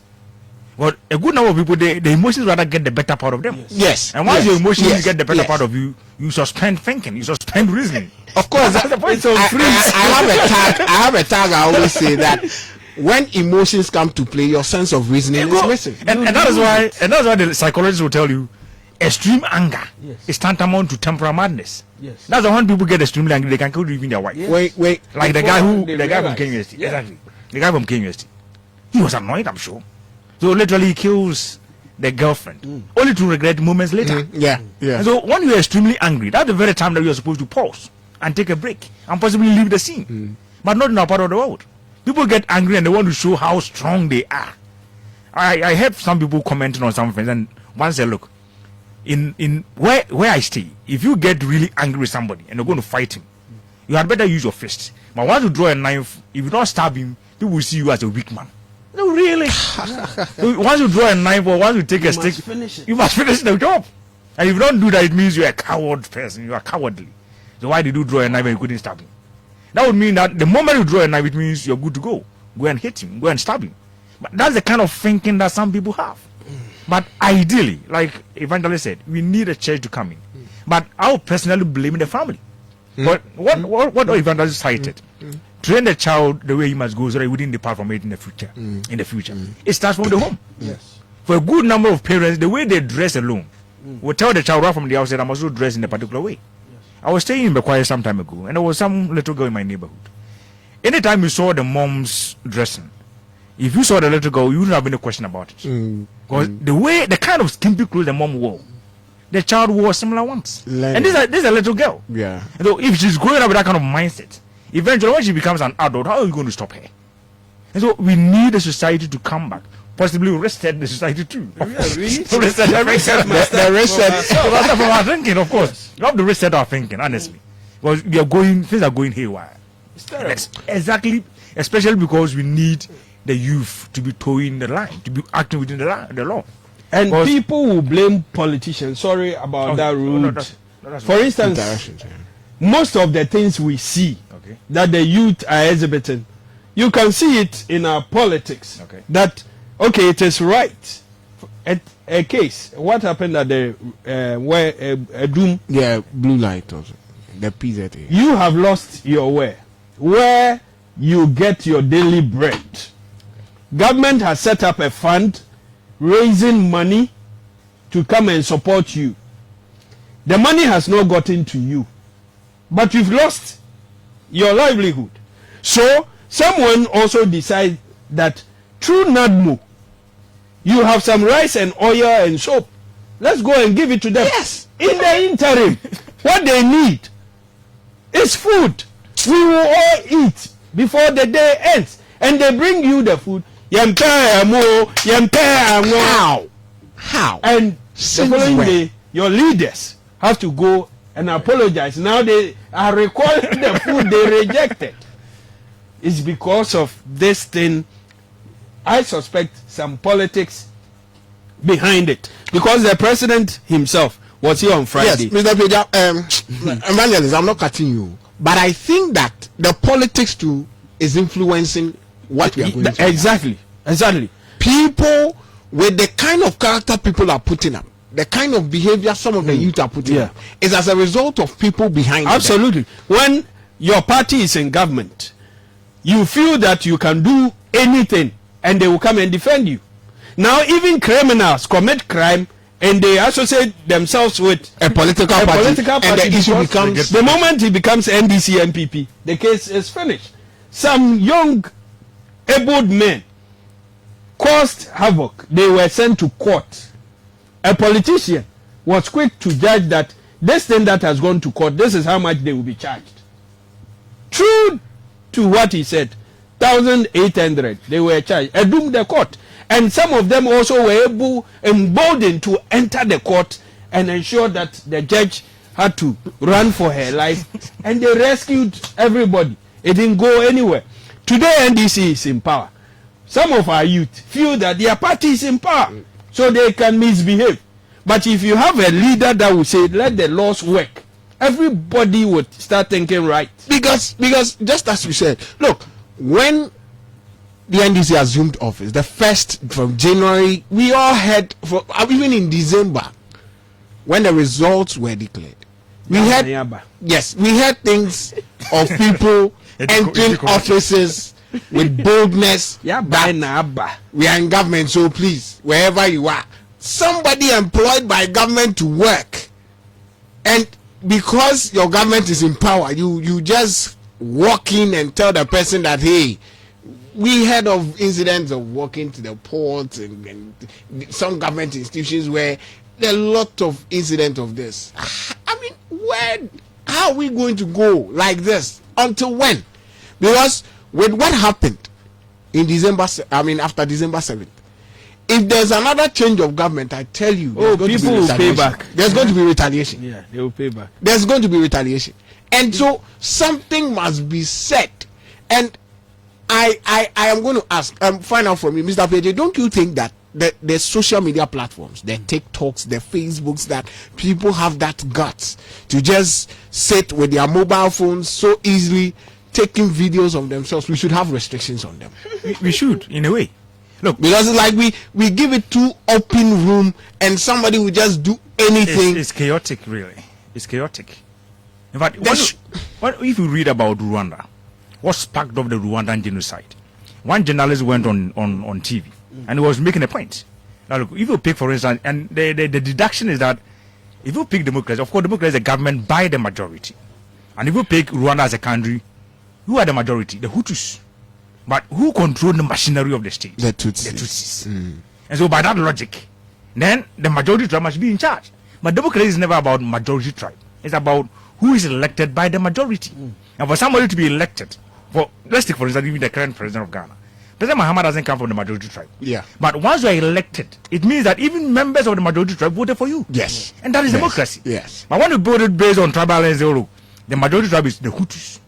And that the Hutus must be in charge. That would mean in effect you are inciting people. And that's why the restriction must come in.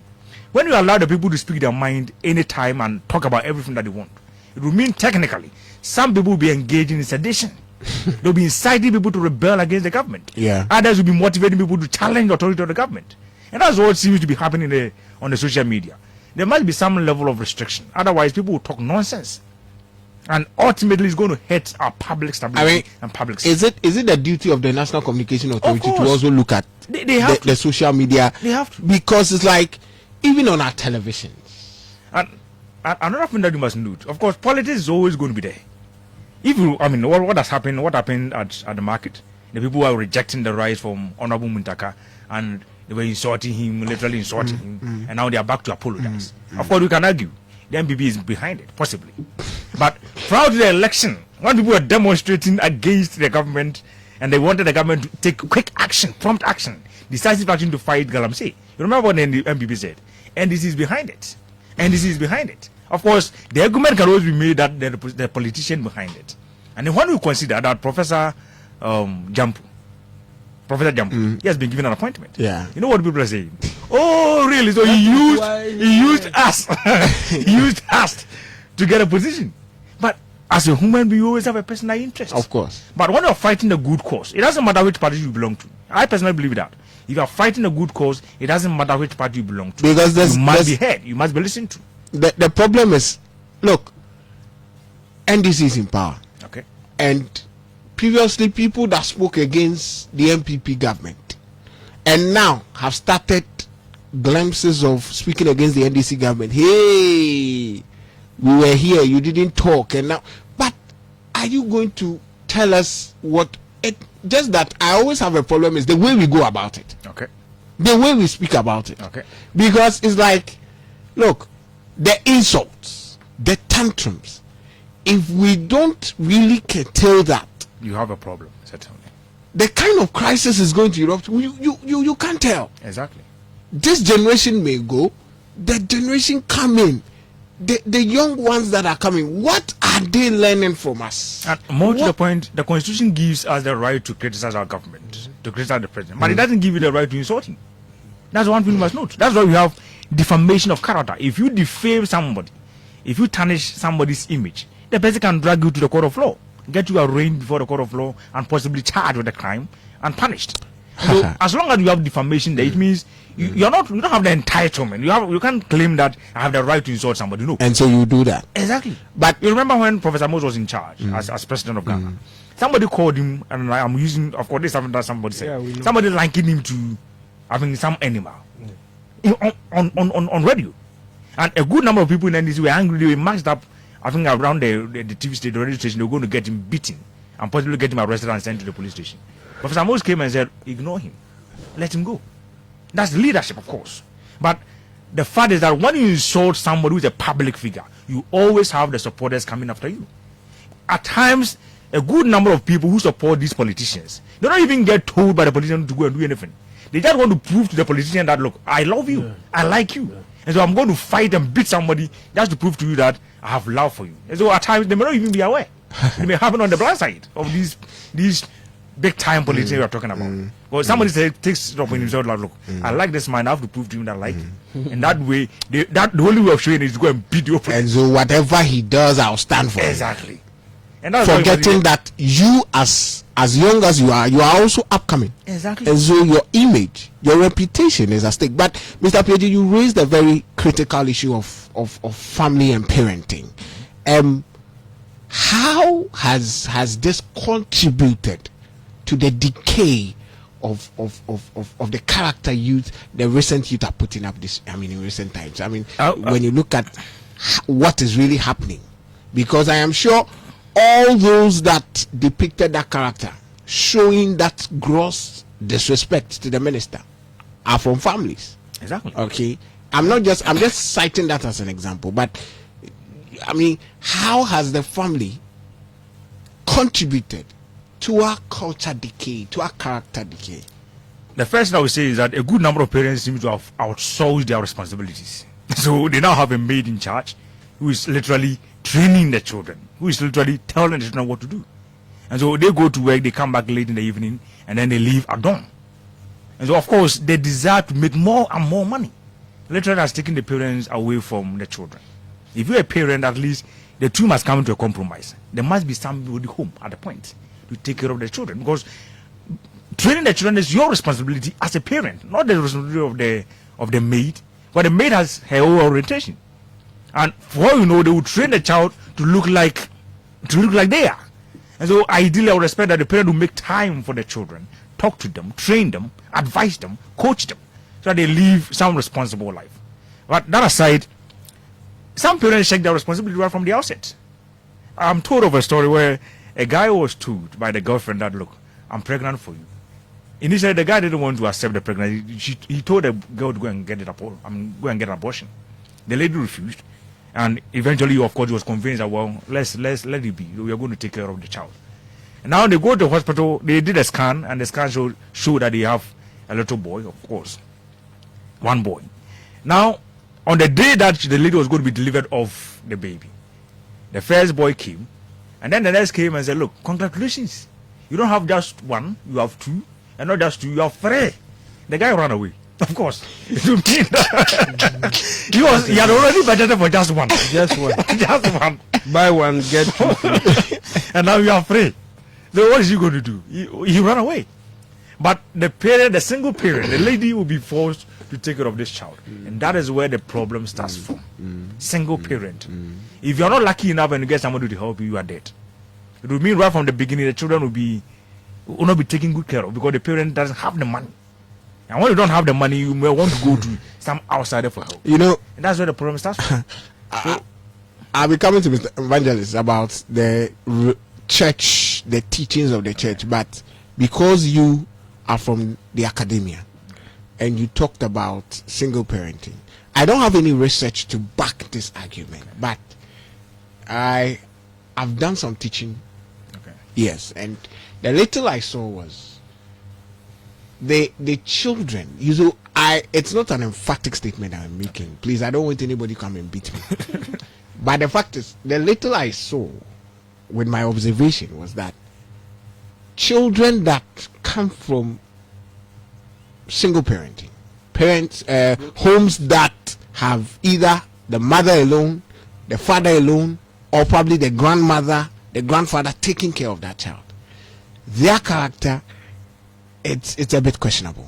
Yes, because you could clearly see that anytime there's an incident and you try to question the child, you clearly see that it's either he or she lives with the mother alone, lives with the father alone, either they are divorced, either they are living separately, something happened, or probably the parents are not here and they've left the child in the care of their grandmother.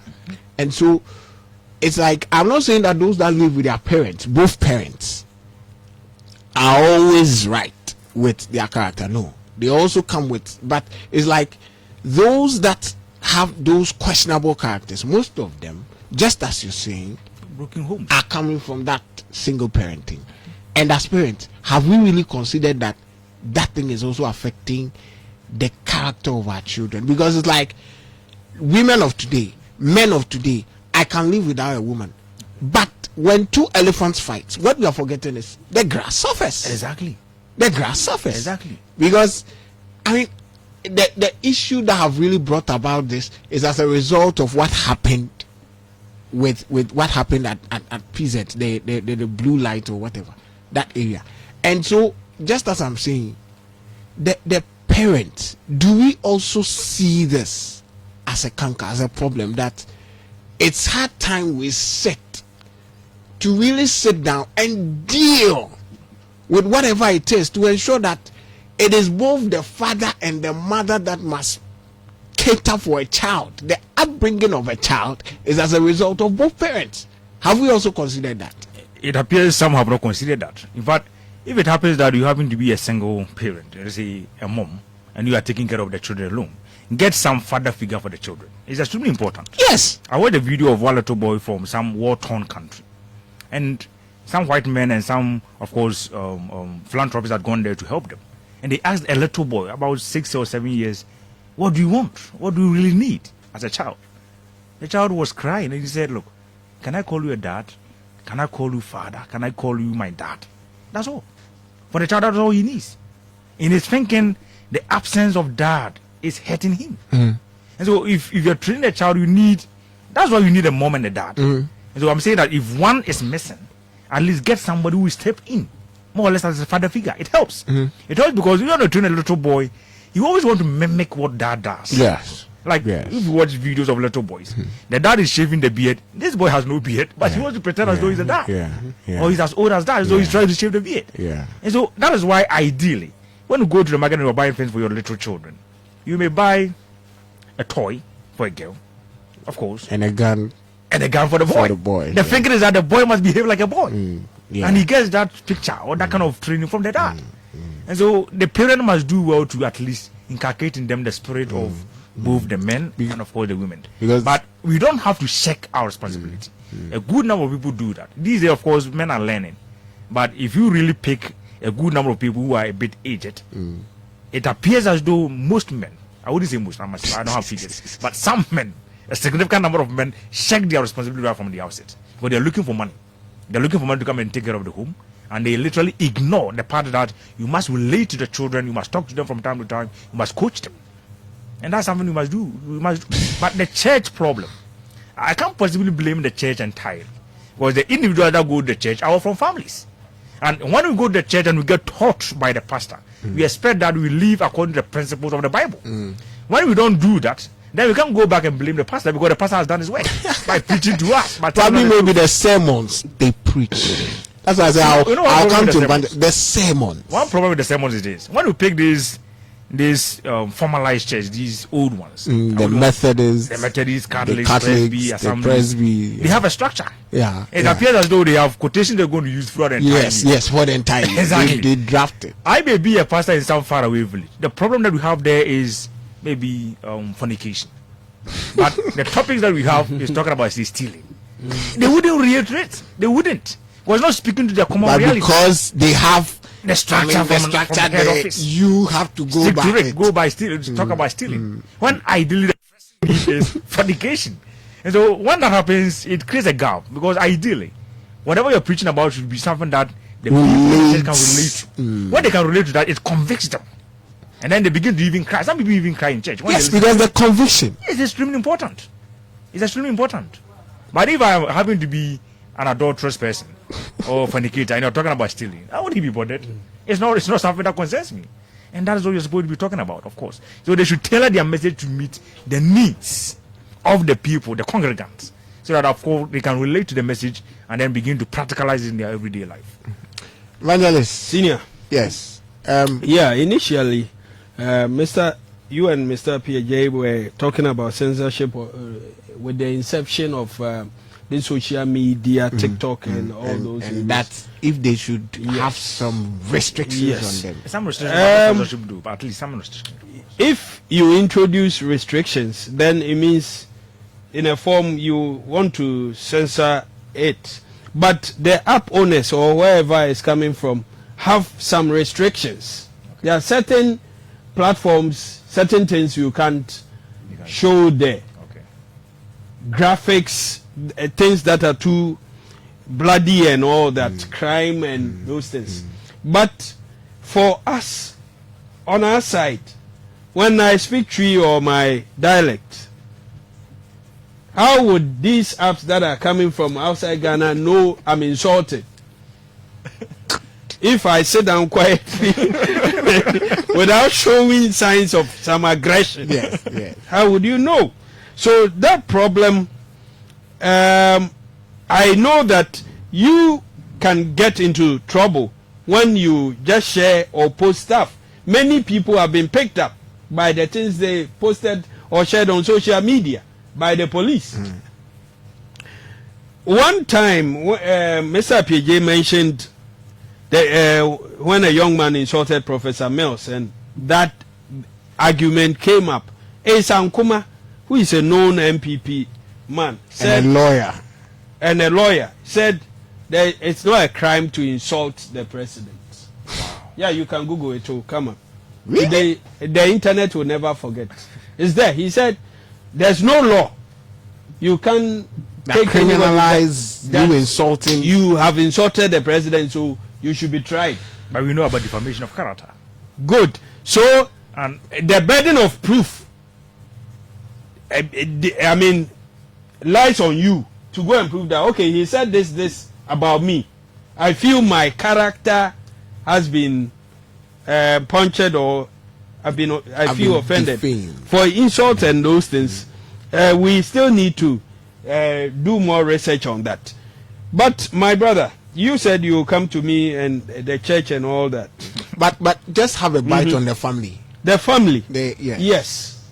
There's a lot that goes into it. Initially, if you remember, I said it takes a community to raise up a child. Yes. Meaning that the family, the mother, the father, even if it's a broken home, whoever has custody of the child has the responsibility to raise the child well from that childhood. There are many that their foundation is not that solid. They get into school, peer pressure. They come home and they are different people from the way they were raised from the home. It means that the foundation was not solid. There are some children too who have been through all sorts of things, but because they had a solid foundation, even when they were tempted to go wrong, they came back on track. Yes, it's true. So the church, this from the 80s, 90s coming, it has become all about prosperity. Yes. Anyhow you can make it. So, Mr. Bede, you see why I earlier said that I have a big question, because the sermons they preach, and evangelist is really nailing it right. Yes. So we do not really teach much about the family and our values, Christian values. Today is about everybody wants to travel. If you preach about you getting visa, I watched a video. The person went to Atria Mountains and had about 20 passports in front of him, laid on the floor, and was praying, visa, receive it, America, receive it. And I say, why are we doing this to Christianity? Is that an embassy? It's Atria Mountains, an embassy of the US or Canada. That you think that, Charlie, we have a long way to go. So we need to go back to the basics and ensure that we spend much time on the family and our values. This prosperity, if you get the values right, surely you will succeed without committing crime, without insulting elders. Everything has its root. When you want to live a good life in the Bible, work hard, go to school, study, and all that, you surely make it. So I don't want it to be like lack of employment has pushed many of us into the church As pastors. And then we are all prophets. The evangelists we are here. Our duty is to use the word. I think evangelists, you are making a point, because it's like most of the graduates come out of school unemployed, stays home for years, and feels like all you need is a Bible. I can eat. Talk so. Get some quotation. You eat. If you are blessed enough and you can see one or two things, prophesy. Everybody wants to hear something about the future, something good.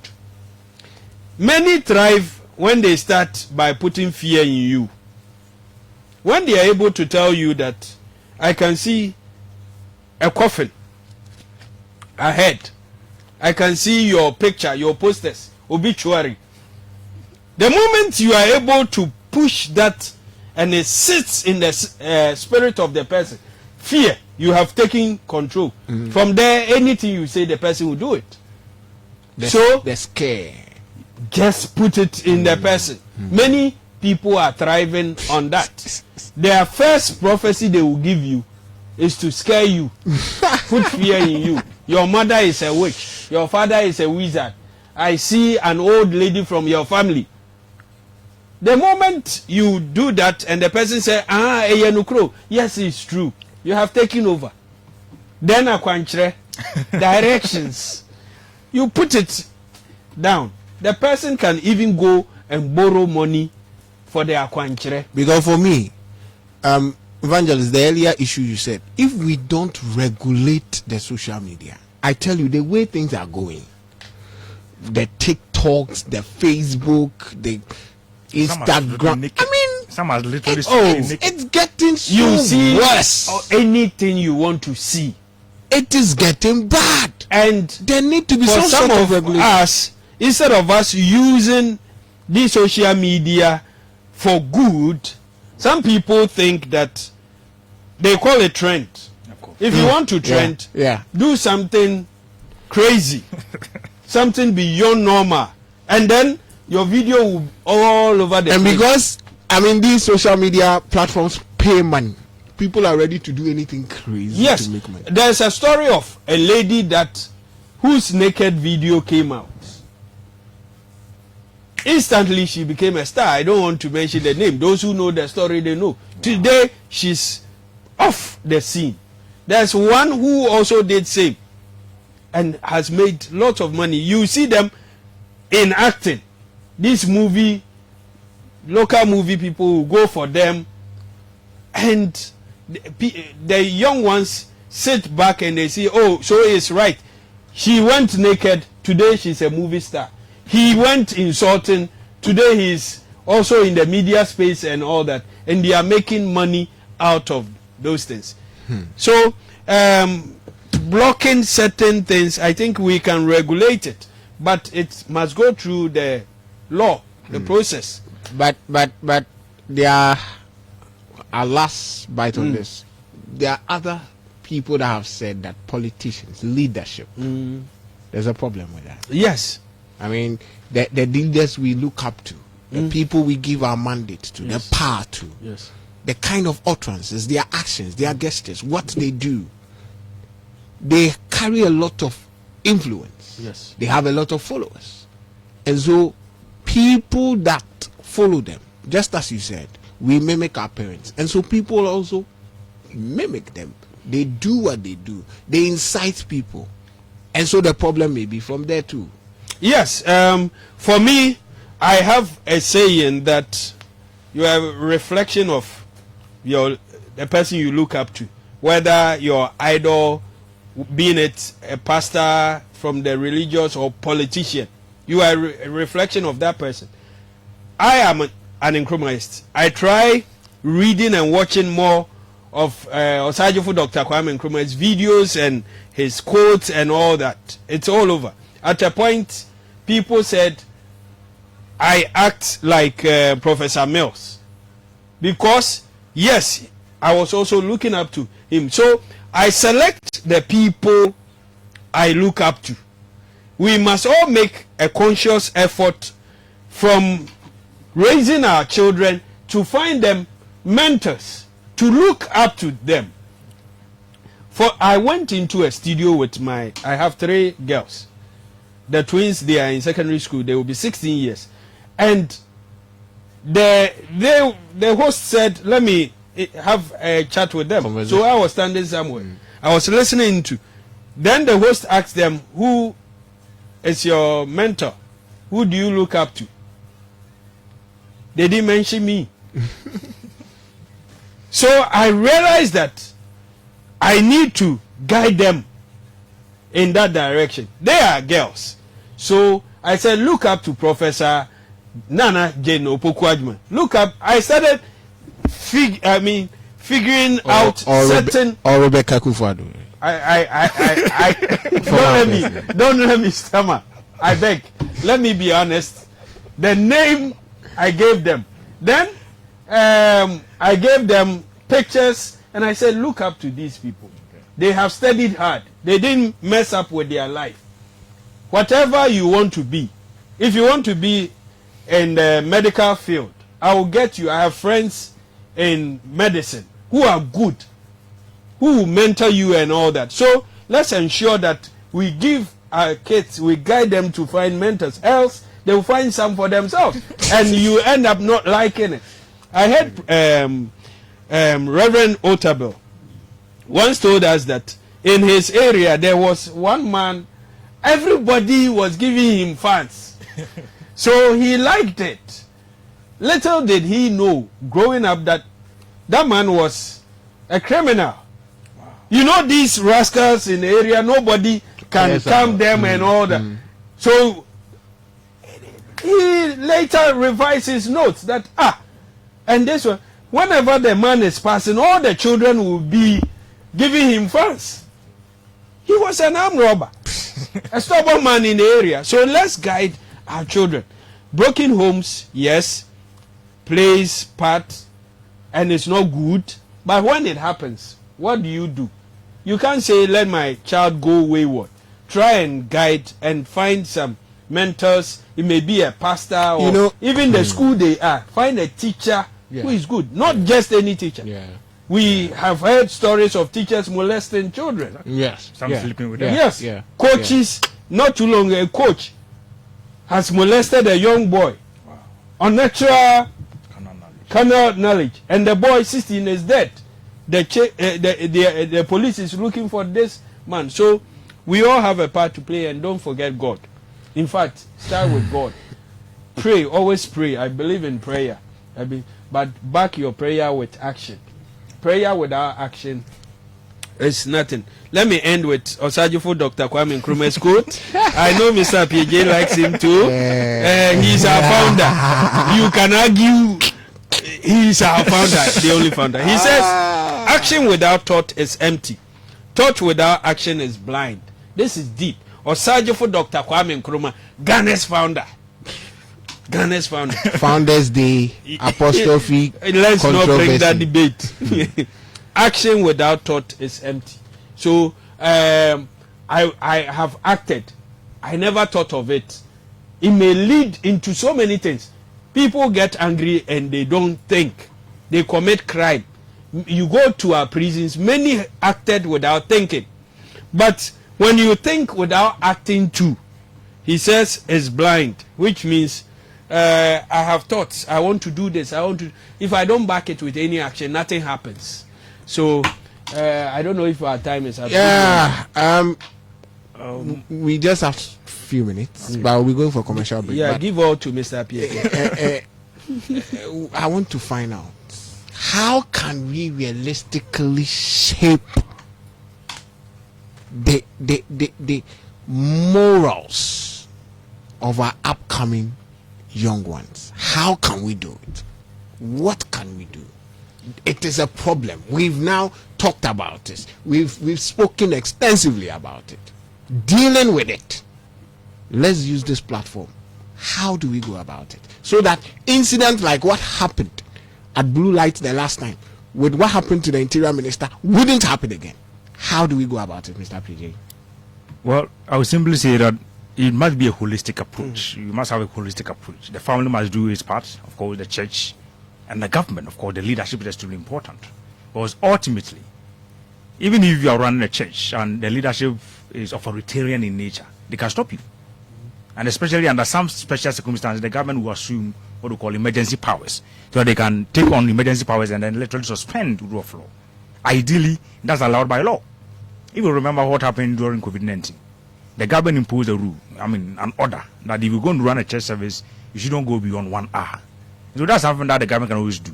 And so if you have a government that is bad, led by somebody who is power conscious, you will create artificial emergency.